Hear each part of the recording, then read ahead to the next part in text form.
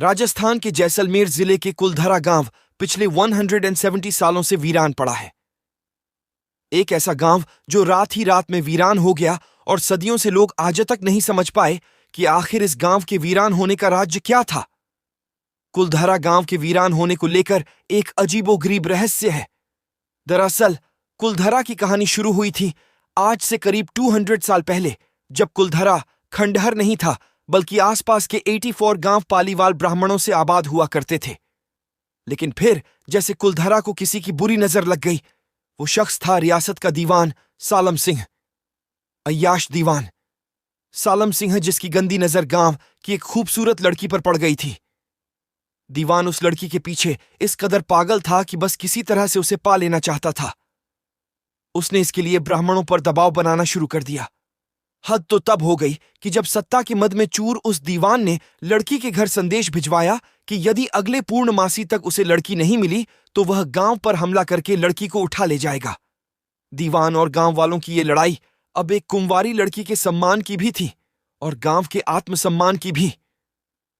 गांव की चौपाल पर पालीवाल ब्राह्मणों की बैठक हुई और 5000 से ज्यादा परिवारों ने अपने सम्मान के लिए रियासत छोड़ने का फैसला ले लिया।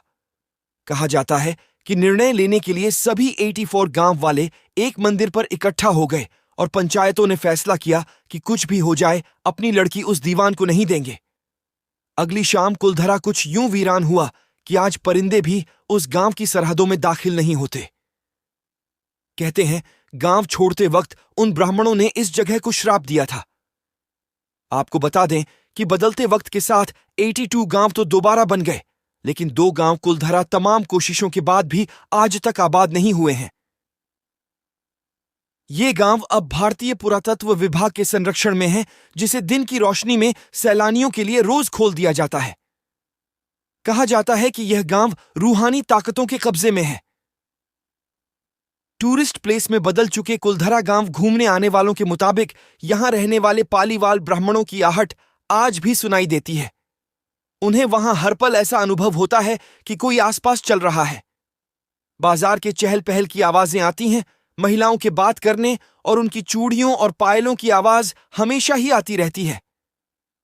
प्रशासन ने इस गांव की सरहद पर एक फाटक बनवा दिया है, जिसके पार दिन में तो सैलानी घूमने आते रहते हैं, लेकिन रात में इस फाटक को पार करने की कोई हिम्मत नहीं करता है। कुलधरा गांव में एक मंदिर है जो आज भी श्राप से मुक्त है।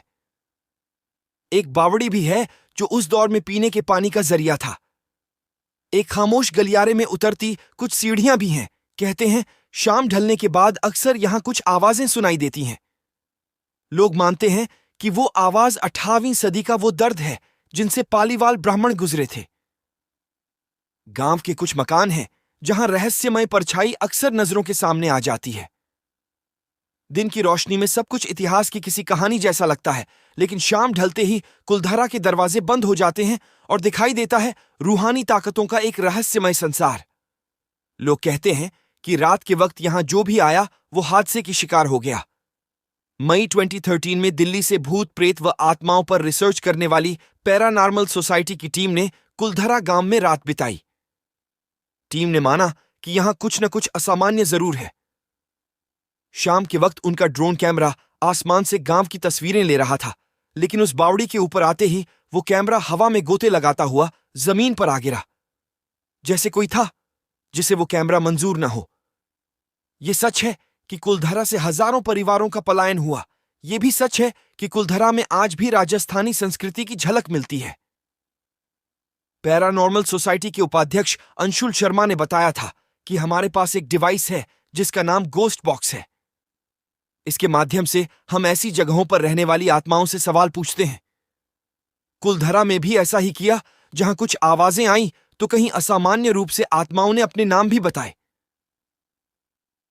4 मई 2013 की रात्रि में जो टीम कुलधरा गई थी, उनकी गाड़ियों पर बच्चों के हाथ के निशान मिले।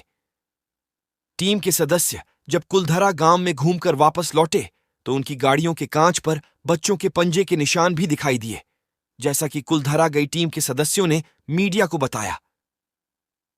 इतिहासकारों के मुताबिक पालीवाल ब्राह्मणों ने अपनी संपत्ति, जिसमें भारी मात्रा में सोना चांदी और हीरे जवाहरात थे, उसे जमीन के अंदर दबा रखा था।